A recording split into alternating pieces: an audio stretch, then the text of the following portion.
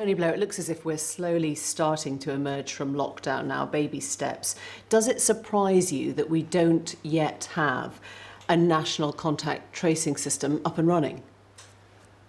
Well, I think we've got to get one up and running really fast. I mean, it doesn't need to be there until you really start to open up, but we are starting now, so it's got to happen very soon. But I think it needs to be part of what I call a national containment infrastructure, in which you've got your testing at scale, and with the ability, the moment people are notice their symptoms, to get tested. You've got to have the ability to track and to trace, and you need the right number of volunteers in order to do that. You need the right tracing app. I think we got some things right. We managed then to increase testing capacity significantly. We've done an excellent job in investing in our own potential vaccines here in this country. We have some very capable people in NHSX, which is looking after the technology side of this. But I still haven't seen what I would like to see. If I was back in government today, I would have someone putting in place that comprehensive containment structure. So that means that you give people confidence that as you return to normal, then they believe they're going to be safe. Because part of the problem with this is you had to, in a sense, terrify people to make the lockdown work.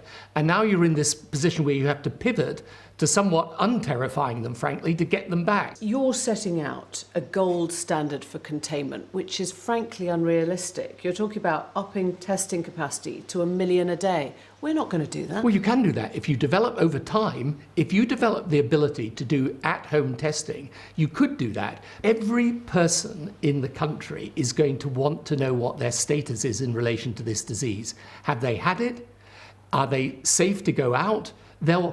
People will want to know. But not just once, every week, presumably. Well, you will. If you get the capability of doing this at scale, then you may have to do it, yes, regularly with people. But tell me the way out of it otherwise. Do you understand why we stopped track and trace on March the 12th? I mean, presumably we followed the science on that. Do you understand it?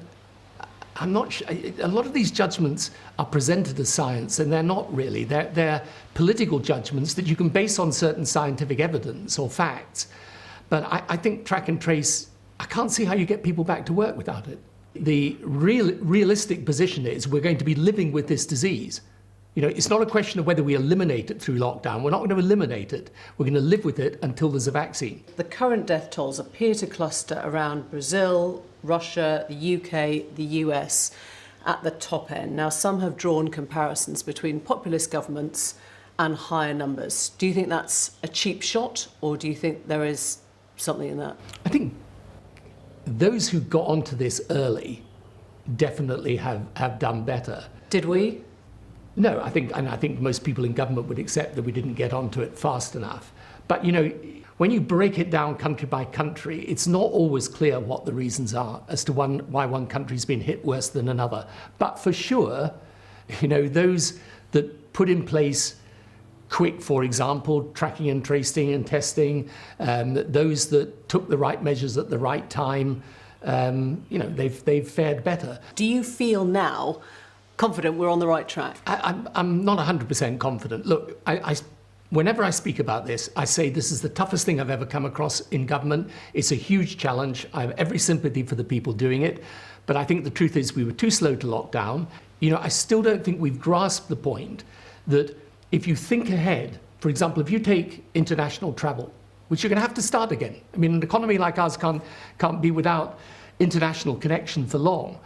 Tell me how you're going to make international travel work without the ability for someone who goes on a flight to give their profile in relation to the disease. Michael O'Leary, Ryanair's boss, said, forget quarantine, that's idiotic, and use face masks. I mean, that's going to be the way ahead. Well, face masks for sure. Again, I just don't understand the hesitation about this. If you're going on public transport, you should have a face mask.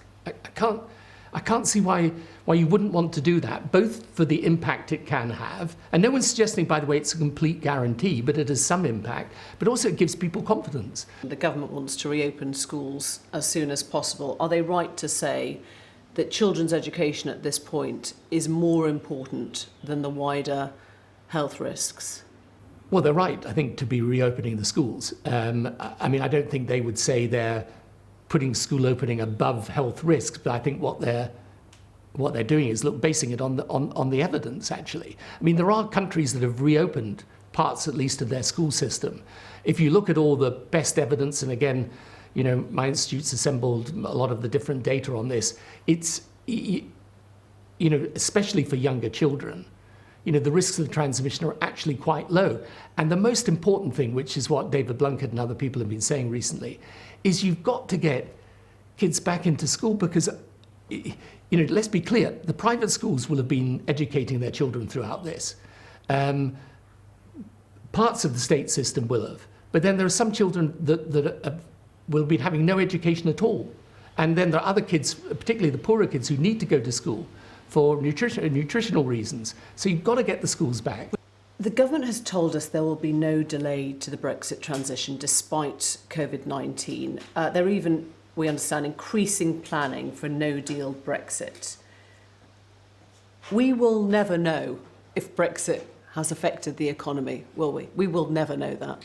Well, we know it if we do a no-deal Brexit, because you'll be able to get a pretty clear reading on that, I would have thought, quite quickly. Look, I don't... Not if it's hidden behind whatever crisis COVID lands us with. Maybe, but I still think you'll have a pretty good idea, because it's going to be, that's going over the cliff, right? One day you're in the trading system of the EU, and the next day you're out of it. The question is it practically feasible? I would doubt it is, frankly, but let's wait and see about that. But what I would urge the government to do is to, in the end, take a position based on the interests of the country and not on whether you're a Brexiteer or you're not a Brexiteer. Keir Starmer's resisted calling for that extension to the transition period. Is he right? Yeah, well, I think he's probably doing the same as I'm doing, which is you don't want to give people the impression you just want to rerun the Brexit argument again. But I think he's also saying, quite rightly, that you've got to make that decision on a practical basis as you near the time. Have you talked to him much since he took over? Does the Labour Party seem to you to be a very different sort of party now? Well, it's changed for the better, for sure, in my view, because it's got a serious leadership that's already making an impact, because they're showing competence, you know, forensic skill in dissecting the government. I think he's done a very good job so far, and you know, I wish him every success. Have you talked to him? Yes, of course. Advice? I haven't been given advice. We just had a discussion about politics, as you'd expect, and I'm sure he's talked to all the other former Labour leaders as well. When you watch President Trump in these press conferences, I wonder what you take away from the handling. What do I take away from the handling? Look, I always say to people, I've got enough problems dealing with my own politics, start dealing with someone else's. So it's not just someone else's, it's a world leader. We're now looking at what will be the new relationship between America and China, presumably, and what that means, whether we should be more wary of China going forward.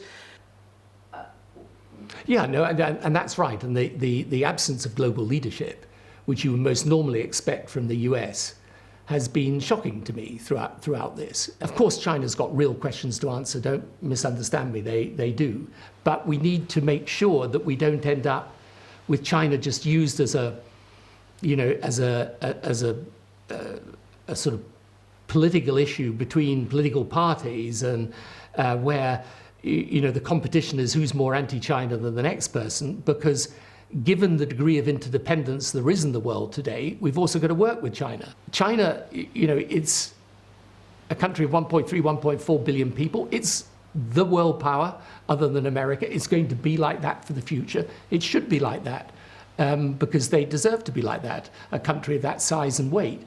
But we've got to make sure that we have the relationship governed, not in just a piecemeal way, but as I say, by what I would call a strategic approach that recognizes there will be areas where you confront, areas where you compete, and there should be areas where you cooperate. How have you been in lockdown? Have you learned anything new about the things that you value more, or the things that you want to change, or the things that you'll never want to pick up again after this?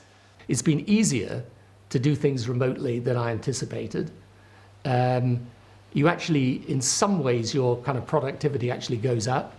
But having said that, no, I quite like lockdown too. I think people need the social interaction of a workplace and so on. So